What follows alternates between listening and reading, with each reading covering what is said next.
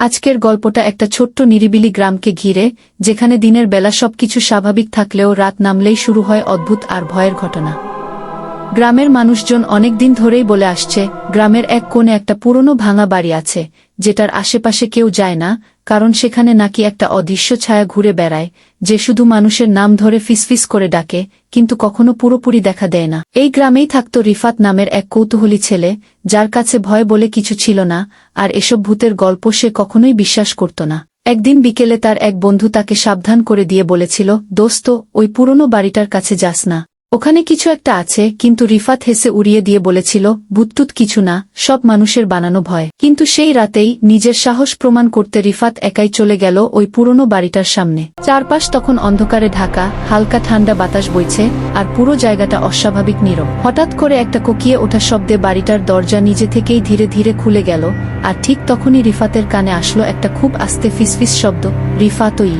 সে থমকে দাঁড়িয়ে গেল, তার বুকের ভেতর ধকধক শুরু হলেও সে সাহস করে সামনে এগিয়ে গিয়ে জোরে বলল, কে তুমি? সামনে আসো। ঠিক তখনই সে লক্ষ্য করল, বাড়ির ভাঙা দেয়ালের উপর একটা কালো ছায়া নড়তে শুরু করেছে, যেন কেউ সেখানে দাঁড়িয়ে আছে, কিন্তু কোনো শরীর নেই। ছায়াটা ধীরে ধীরে যেন তার দিকে এগিয়ে আসতে লাগলো, আর একটা ভারী ভীতিকর কণ্ঠে বলল, তুই কেন এসেছিস এখানে? গি এবার রিফাতের গলায় একটু ভয় স্পষ্ট হয়ে উঠলেও সে নিজেকে সামলে নিয়ে বলল, আমি ভয় পাই না।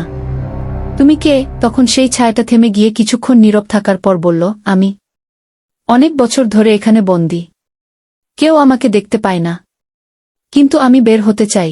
গ্রামের মানুষ যেটা জানত না সেটা হলো, এই ছায়াটা কোনো সাধারণ ভূত ছিল না, এটা ছিল একসময়কার একজন মানুষ, যে এই বাড়ির নিচে লুকানো একটা ঘরে বন্দী হয়ে মারা গিয়েছিল, আর তার আত্মা আজও মুক্তি পায়নি। ছায়াটা রিফাতকে অনুরোধ করে বলল, তুই কি আমাকে সাহায্য করবি? রিফাত কিছুক্ষণ দ্বিধায় পড়ে গেলেও কৌতূহল আর সাহস তাকে থামাতে পারল না। সে জিজ্ঞেস করল, আমি কিভাবে সাহায্য করব?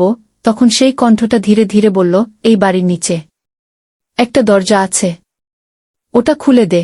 রিফাত ধীরে ধীরে বাড়ির ভেতরে ঢুকে সিঁড়ি দিয়ে নিচে নামতে লাগল। প্রতিটা পা ফেলার সাথে সাথে তার মনে হচ্ছিল কেউ যেন তাকে অনুসরণ করছে। নিচে নেমে সে একটা পুরনো মরিচা ধরা দরজা খুঁজে পেল, যেটা অনেক বছর ধরে বন্ধ ছিল। কিছুক্ষণ থেমে থেকে সে দরজাটা খুলে ফেলল।